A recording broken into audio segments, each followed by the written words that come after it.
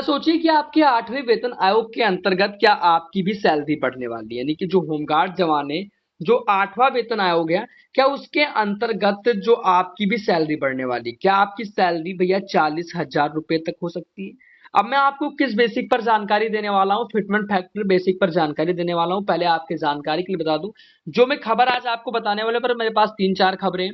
मेरे पास ये 8वें वेतन आयोग की खबरें यहाँ पर है और एक खबर यहाँ पर लगाई गई है जो कि होमगार्ड जवानों को लेकर, जो कि होमगार्ड सैनिकों को सेवा विस्तार की आयु सीमा 60 वर्ष से बढ़ाकर 62 वर्ष करने की मांग की गई है।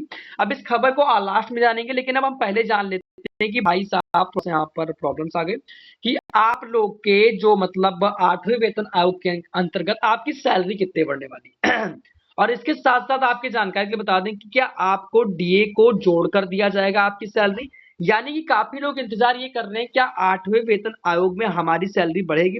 तो भैया आपके 8वें वेतन आयोग के अंतर्गत आपकी भी सैलरी को बढ़ाया जाएगा, लेकिन कितना बढ़ाया जाएगा पहले ये चीज को आराम से जानेंगे। लेकिन पहले आपको यहाँ पर कुछ चीजें दिखाने वाला हूँ। देखिए भी खबर कल लगाया गया है जो कि भैया 8वें वेतन आयोग की शर्तों से कर्मचारी भ्रमित हैं, जो कि भैया गुमान सिंह ने ऐसी बयान किया। और उन्होंने ऐसा भी कहा कि कुछ कर्मचारी को ये लग रहा है कि भैया हमारी सैलरी इतनी नहीं बढ़ेगी उतनी बढ़ेगी, और इस चीज को लेकर यहाँ पर मैं सब कुछ क्लियर करने वाला हूँ। फाइनली मैं ये खबर आपको बताना चाहता हूँ, लेवल 1 के कर्मचारियों की 44,000 सैलरी दिखाई जा रही है। और अगर मैं बात करूं हाँ, तो यहाँ पर लेवल 18 यानी कि भैया इकाई दहाई सैकड़ा हजार 10,000 लाख 6,15,000।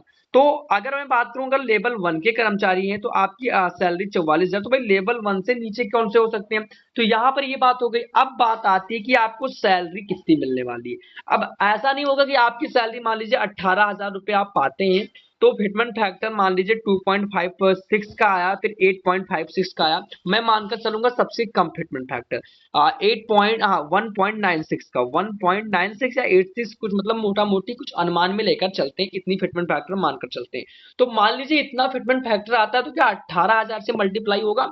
तो यहाँ कर अगर मैं बात करूं तो मैं डीए को अभी नहीं जोड़ रहा हूँ, डीए बाद में जो 58% डीए वगैरह है वो बाद में आपको यहाँ पर मैं मर्ज कर दूंगा, क्योंकि भैया डीए को भी इसके साथ मर्ज किया जाएगा। मर्ज मतलब डीए को भी आपके सैलरी और फिटमेंट फैक्टर से जोड़कर आपको लाभ दिया जाएगा। अब ये तो हो गया हमारा यहाँ पर। अब ये निकाल दे भी इसमें आपको फायदा कितना मिलने वाला है।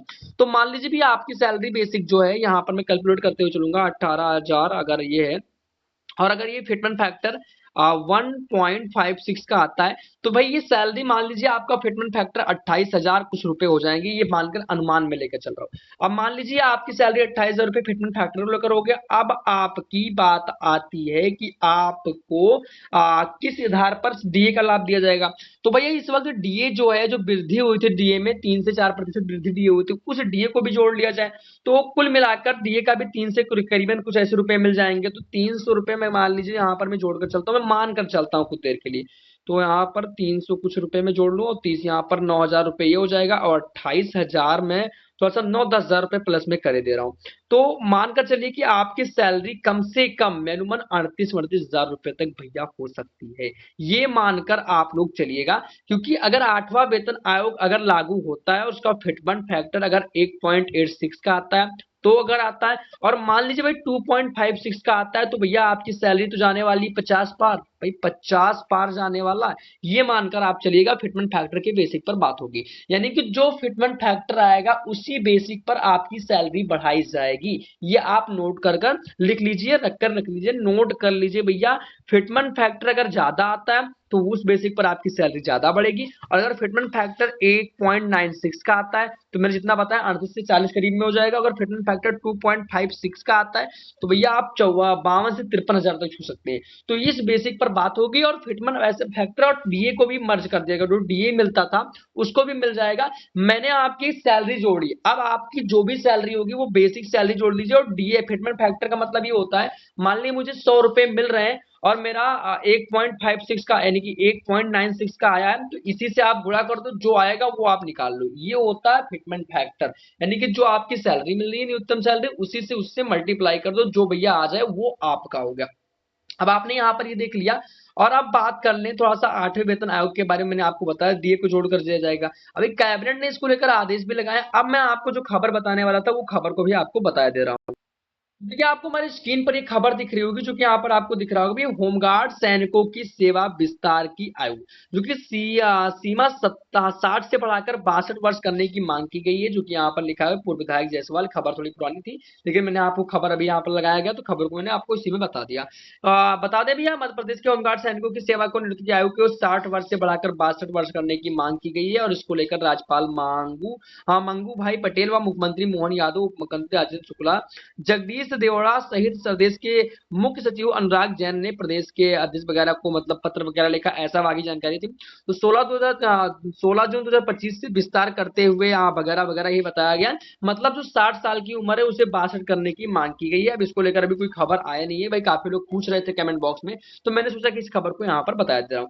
तो भाई ये मानकर चलिए, और जो 8वां वेतन आयोग है, तो उस बेसिक पर अगर जो फिटमेंट फैक्टर आता है, फिटमेंट फैक्टर अगर 1.96 का आता है, तो अगर आपको सैलरी अच्छी मिलेगी। अगर फिटमेंट फैक्टर 2.56 का आता है तो भी और अच्छी मिलेगी। मतलब जो भी आएगा ये मानकर चलिए कि आप कम से कम इतने के करीब सैलरी में रहोगे ही रहोगे, यानी कि आपकी इतनी तो फिक्स रखी हुई है, इसे आपका कोई काट ही नहीं सकता। ये मानकर आप चल कर ही रहिएगा। बाकी यहाँ तो इतना भी हो सकता है, और 40 भी हो सकता है, 50 भी हो सकता है, फिटमेंट फैक्टर के बेसिक के आधार पर।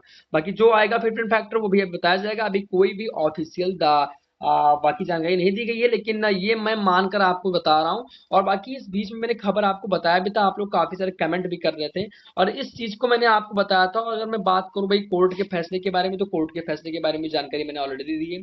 अगर आपको कोई जानकारी चाहिए तो कमेंट भाई आप खुला हुआ है, कमेंट कर कर आप मुझे अपनी राय बता दीजिए।